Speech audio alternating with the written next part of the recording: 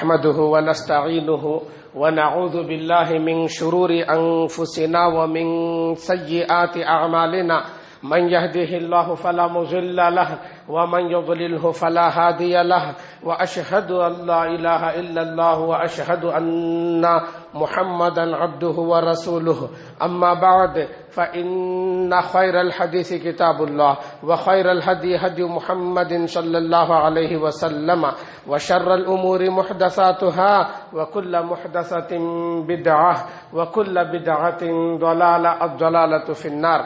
أعوذ بالله من الشيطان الرجيم. بسم الله الرحمن الرحيم. يا أيها الذين آمنوا اتقوا الله حق تقاته ولا تموتن إلا وأنتم مسلمون. يا أيها الناس اتقوا ربكم الذي خلقكم من نفس واحدة وخلق منها زوجها وبث منهما رجالا كثيرا ونساء واتقوا الله الذي تساءلون به والأرحام إن الله كان عليكم رقيبا. يا أيها الذين آمنوا اتقوا الله وقولوا قولا سديدا يصلح لكم أعمالكم ويغفر لكم ذنوبكم ومن يطع الله ورسوله فقد فاز فوزا عظيما. بسم الله الرحمن الرحيم. قاف والقرآن المجيد بل عجبوا أن جاءهم منذر منهم فقال الكافرون هذا شيء عجيب. حضرات و خواتین، پیارے بچوں، مسنون خطبے کے بعد بغیر کسی تمہید کے ہم اپنی بات کو شروع کریں گے انشاءاللہ. دیکھیے، اللہ تعالی قرآن مجید کے اندر کئی جگہوں پر، ایک نہیں دو نہیں، کئی مقامات پر اپنی توحید کا ذکر کیا ہے. اس کے فوراً بعد یہ حکم دیا ہے کہ تم اپنے ماں باپ کے ساتھ اچھا سلوک کرو. یہ ایک جگہ دو جگہ نہیں، قرآن کے اندر بھی احادیث کے اندر بھی. اس کے اندر حکمت کیا ہے، کیا حکمت ہے، میں آگے بیان کروں گا انشاءاللہ. اس کے اندر مطابقت کیا ہے؟ توحید کے بعد ماں باپ کا ذکر، حقوق اللہ کے بعد سب سے پہلے حقوق العباد میں ماں باپ کا ذکر، حقوق اللہ میں توحید کا سب سے پہلے، اور یہاں پر حقوق العباد میں ماں باپ کے ساتھ نیکی کا ذکر آیا. دیکھیے، آج ترقی کا دور ہے اور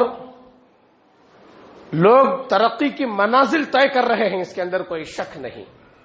لیکن ایک چیز دیکھنے میں یہ آئی ہے کہ کچھ سال پہلے، 20 سال 25 30 سال پہلے جو ہم نے دیکھا، بچوں کے اندر جو ماں باپ کی عزت تھی، جو ان کا احترام تھا، جو ان کا ادب تھا، جو ان کی فرما برداری تھی، اس کا 10واں حصہ بھی دیکھنے میں نہیں مل رہا ہے، الا ماشاء اللہ، سوائے چند فیملیز کے، چند گھرانوں کے.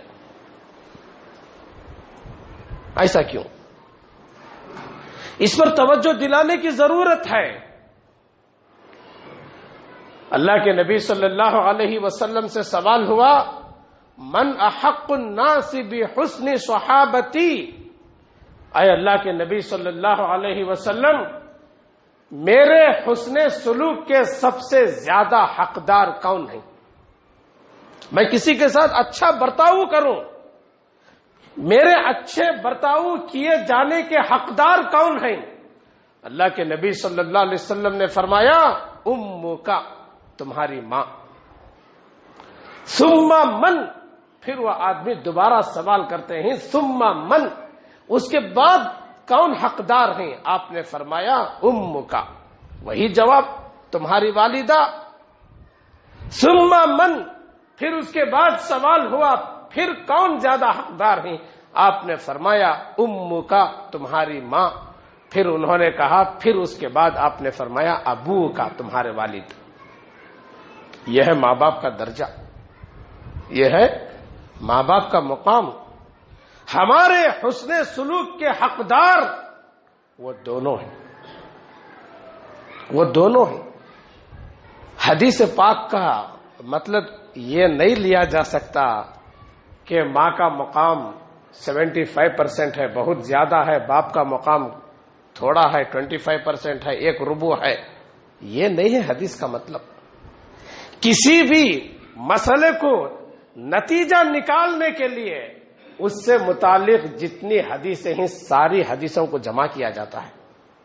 ایک حدیث میں یہاں تک آیا ہے، رسول اللہ صلی اللہ علیہ وسلم نے فرمایا، الابو الوالد اوسط ابواب الجنت،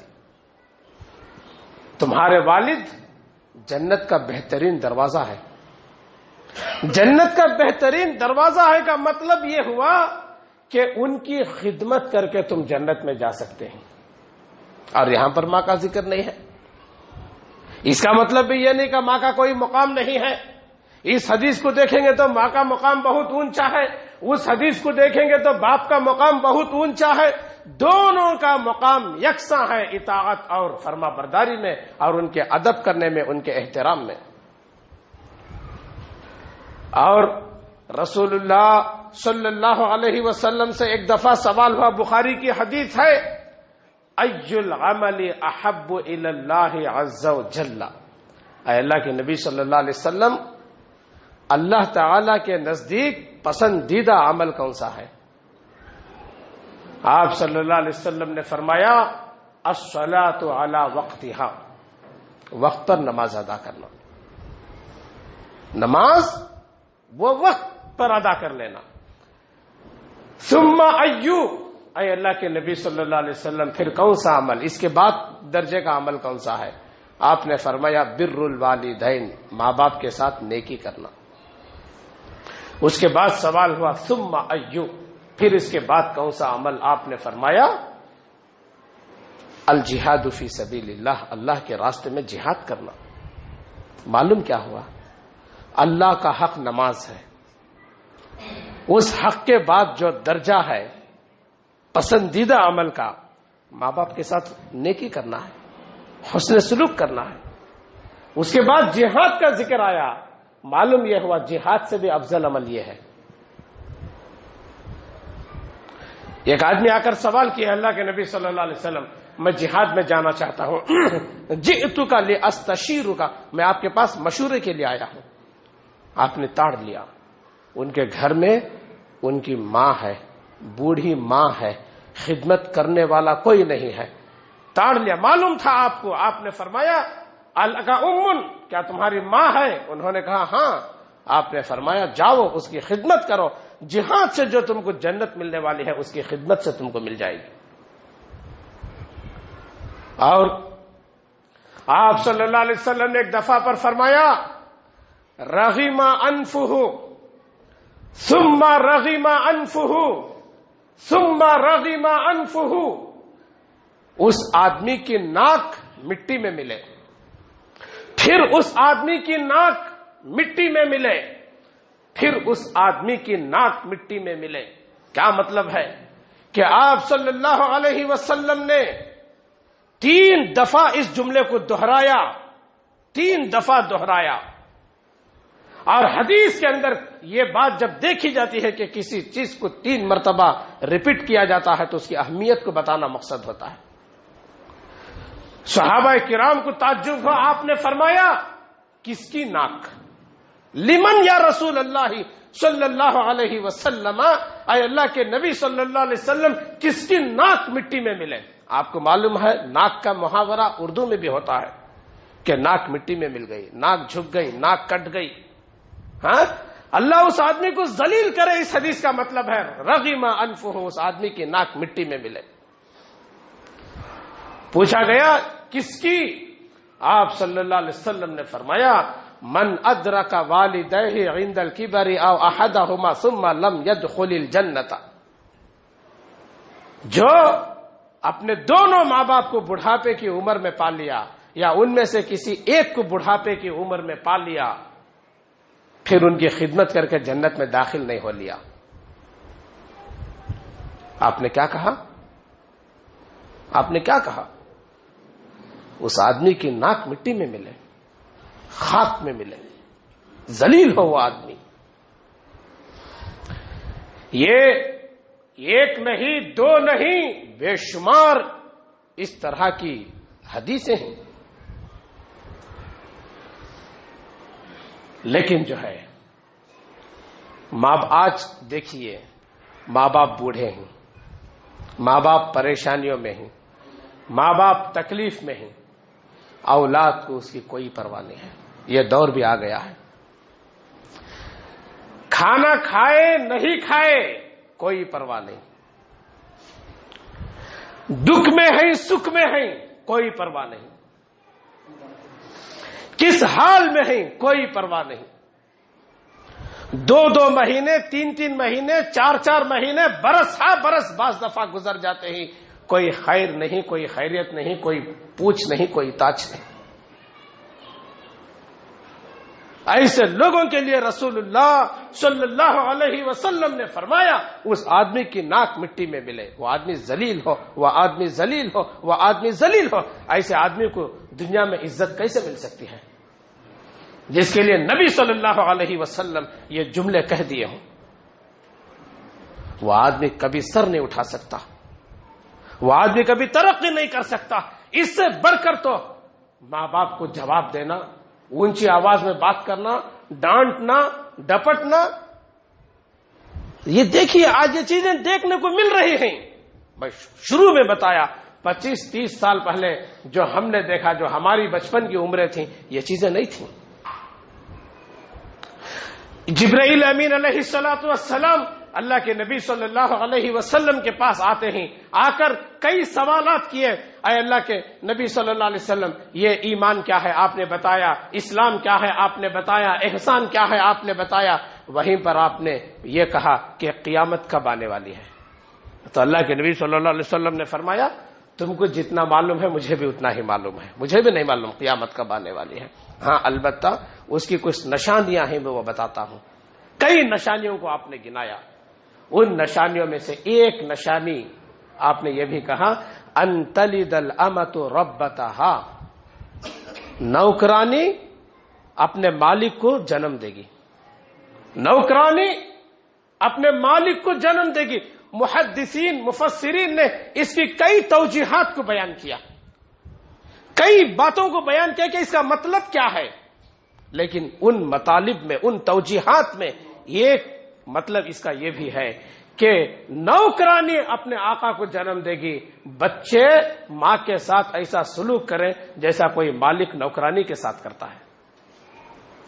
کون سا مالک؟ سب مالک نوکرانی کے ساتھ برا سلوک نہیں کرتے. کچھ جاہل، کچھ گرے پڑے لوگ جن کو نہ تو دین کا علم ہے، نہ تو دنیا کا علم ہے، نہ تو اخلاق سے وابستہ ہیں، نہ تو کردار سے ان کا کوئی تعلق ہے. ایسے لوگ نوکروں کے ساتھ برا سلوک کرتے ہیں. یہ ایک وجہ بیان کی گئی کہ قیامت کے قریب یہ ہوگا. بہت بری بات ہے، بہت بری بات ہے. دیکھیے اگر کوئی ماں باپ کے ساتھ اچھا سلوک کرتا ہے اس کے لیے اتنی نعمتوں کا ذکر ہے. عائشہ رضی اللہ عنہا فرماتی ہیں رسول اللہ صلی اللہ علیہ وسلم نے فرمایا دخلت الجنت فسمعت فيها قراءة فقلت من هذا قالوا حارثة بن النعمان قال كذلكم البر وفي رواية وكان لأمه أبر الناس. عائشہ رضی اللہ عنہ فرماتی ہیں رسول اللہ صلی اللہ علیہ وسلم نے فرمایا دخلت الجنت، میں جنت میں داخل ہوا. فسمعت فيها قراءة، میں نے وہاں پر قرآن پڑھنے کی آواز کو سنا کہ ایک آدمی ہیں جو قرآن پڑھ رہے ہیں. میں نے پوچھا من ھذا، اے ملائکہ، اے فرشتوں، یہ کس کی آواز ہے، یہ کون قرآن پڑھ رہے ہیں؟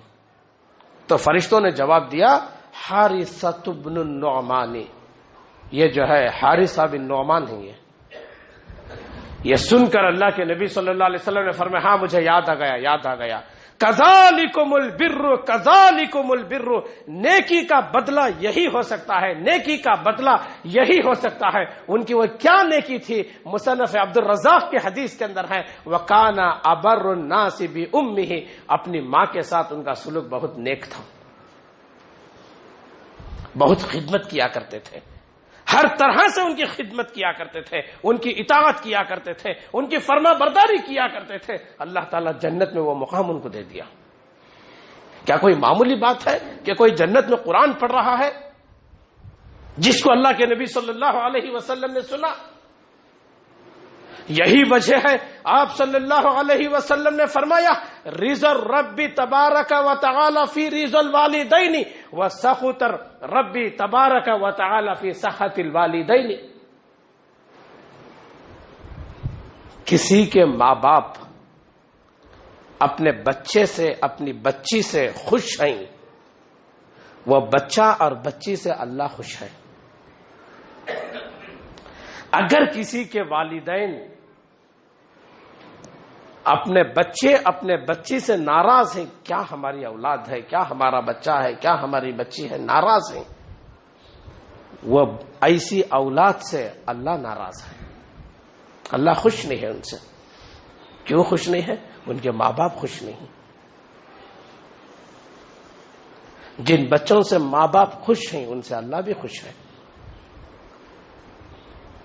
اور رسول اللہ صلی اللہ علیہ وسلم نے فرمایا الا انبئکم باکبر الکبائر، کیا میں تمہیں اکبر کبائر نہ بتاؤں؟ اکبر الکبائر کہتے ہیں گناہوں کے عام طور پر ایک دو قسمیں ہیں، قسمیں بہت زیادہ ہیں، دو قسمیں عام طور پر ہیں، صغیرہ کبیرہ، چھوٹے گناہ بڑے گناہ۔ بڑے گناہوں میں بھی بڑے گناہ ہیں، وہ کیا کیا ہیں؟ آپ صلی اللہ علیہ وسلم نے فرمایا کیا میں تمہیں نہ بتاؤں بڑے گناہوں میں بھی بڑے بڑے گناہ کیا ہیں؟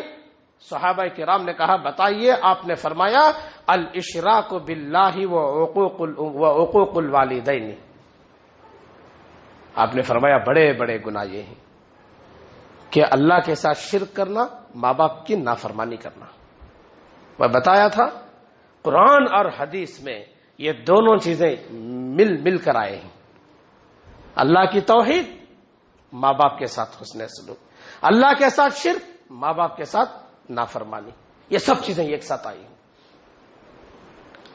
اور اللہ رب العالمین نے قرآن مجید کے اندر فرمایا وَقَضَى رَبُّكَ أَلَّا تَعْبُدُوا إِلَّا إِيَّاهُ وَبِالْوَالِدَيْنِ إِحْسَانًا إِمَّا يَبْلُغَنَّ عِندَكَ الْكِبَرَ أَحَدُهُمَا أَوْ كِلَاهُمَا فَلَا تَقُل لَّهُمَا أُفٍّ وَلَا تَنْهَرْهُمَا وَقُل لَّهُمَا قَوْلًا كَرِيمًا وَاخْفِضْ لَهُمَا جَنَاحَ الذُّلِّ مِنَ الرَّحْمَةِ وَقُل رَّبِّ ارْحَمْهُمَا كَمَا رَبَّيَانِي صَغِيرًا۔ سورہ بنی اسرائیل کی آیت ہے۔ تمہارے رب نے یہ فیصلہ کر دیا، قضا کا معنی فیصلہ کر دینا، وَقَضَى رَبُّكَ، تمہارے رب نے یہ فیصلہ کر دیا ہے اللہ تعبدوا الا ایاہ وبالوالدین احسانا، اللہ وحدہ لا شریک کے علاوہ کسی کی عبادت نہیں کرنا اور ماں باپ کے ساتھ نیکی کرنا۔ دیکھ رہے ہیں آپ، دیکھ رہے ہیں اللہ تعالی اپنی توحید کا ذکر کرتا ہے، فوراً ماں باپ کا ذکر کرتا ہے۔ اس کی وجہ میں بتاؤں گا آپ، اس کی وجہ یہ ہے کہ جس طرح سے ہمارا خالق، ہمارا مالک اکیلا اللہ رب العالمین ہے، اسی طریقے سے ہمارے ماں باپ اکیلے وہی دونوں ہیں۔ ہمارا باپ دو نہیں ہو سکتا، ایک ہی ہے، ہماری ماں دو نہیں ہو سکتے، ایک ہی ہے۔ ہاں، یہی مطابقت ہے، یہی توجیہ ہے کہ اللہ تعالیٰ کیوں یہ ذکر کو ایک ساتھ ملا کے ذکر کرتا ہے۔ اما یبلغن عندک الکبر احدہما او کلاہما فلا تقل لہما اف ولا تنہرہما وقل لہما قولا کریما۔ وہ چھوڑ دو بھائی صاحب فون، وہ چھوڑ دو، ثواب چلا جاتا، کیوں فون میں کر رہے ہیں؟ وہ دونوں ماں باپ اما یبلغن احدہما او کلاہما، وہ دونوں ماں باپ میں سے ایک بڑھاپے کو پہنچ جائیں یا دونوں، یا اس کا ترجمہ یہ ہے کہ بڑھاپے کی عمر میں وہ ایک پہنچ جائیں یا دونوں پہنچ جائیں. فلا تقل لهما اف ولا تنهرهما، تم ان کو اف تک نہیں کہنا اور ان کو ڈانٹنا نہیں. میں آپ کو بتاؤں، اللہ تعالیٰ یہاں پر بڑھاپے کی عمر کا ذکر کیا اور پہلے ایک کو بیان کیا، بعد میں دو کو بیان. احدہما او کلاہما، ایک پہنچ جائیں، بڑھاپے کی عمر میں ایک رہیں یا دونوں رہیں. اللہ تعالیٰ پہلے ایک کا ذکر کیوں کیا، بعد میں دو کا ذکر کیوں کیا، جبکہ ہوتا یہ ہے پہلے دونوں ہوتے ہیں، پہلے دونوں ہوتے ہیں، اس کے بعد ایک باقی رہ جاتے ہیں.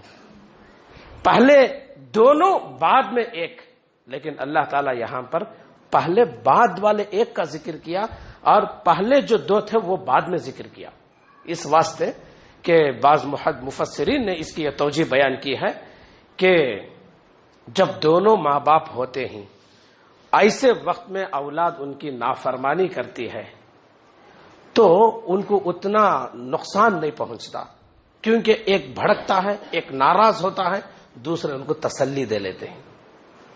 چلو ہمارا ہی بچہ ہے، کیا کریں، وہ ایک ویسا ہو گیا، چھوڑو، جانے دو. اس قسم کی باتیں ہوتی ہیں، تسلی مل جاتی ہے. ایک کی وفات کے بعد جب ایک ہو جاتے ہیں، اب ان کو جب تکلیف پہنچتی ہے تو ان کا پارٹنر، ان کا شریک نہیں ہے کہ ایک دوسرے سے بیٹھ کر جو ہے تسلی کی باتیں کر دیں. بات سمجھ میں آئی؟ تو اس واسطے جو چیز زیادہ اہم تھی، اللہ تعالیٰ اس چیز کو پہلے لا کے ذکر کر دیا کہ دو کی موجودگی میں جو تم سے غلطیاں ہو رہی تھیں اب نہیں ہونا، اب نہیں ہونا. اس واسطے اللہ تعالیٰ وہ ایک کو پہلے بیان کیا اور دو کو جو ہے بعد میں بیان کیا. فلا تقل لهما اف، تم ان کو اف تک نہیں کہنا. جب اف تک نہیں کہنا تو اس کے اندر ساری چیزیں آ گئی. جب اف کہنا منع ہے تو زور سے بات کرنا، ڈانٹنا، جواب دینا، ان کو نیچ کر دینا، یہ سب کہاں سے جائز ہے؟ یہ سب کہاں سے جائز ہے؟ اور یہ بڑھاپے کے تذکرے ہیں. یہ وَقُلْ لَهُمَا قَوْلًا كَرِيمًا، ان کے ساتھ شریف گفتگو کرو، شریفانہ گفتگو کرو. کریم کا مطلب شریف. وَقُلْ لَهُمَا قَوْلًا كَرِيمًا، ان کے ساتھ شریفانہ گفتگو کرو. شریفانہ گفتگو کسے کہتے ہیں؟ عاجزی کے ساتھ، انکساری کے ساتھ، دھیمی آواز میں، فوراً ان کی اطاعت بجا لانے میں، یہ شریفانہ عمل ہے، یہ شریفانہ گفتگو ہے. وَخْفِضْ لَهُمَا جَنَاحَ الذُّلِّ مِنَ الرَّحْمَةِ، اپنے رحمت کے پہلوؤں کو، رحمت کرم کے پہلوؤں کو ان کے سامنے جھکا کے رکھ دو.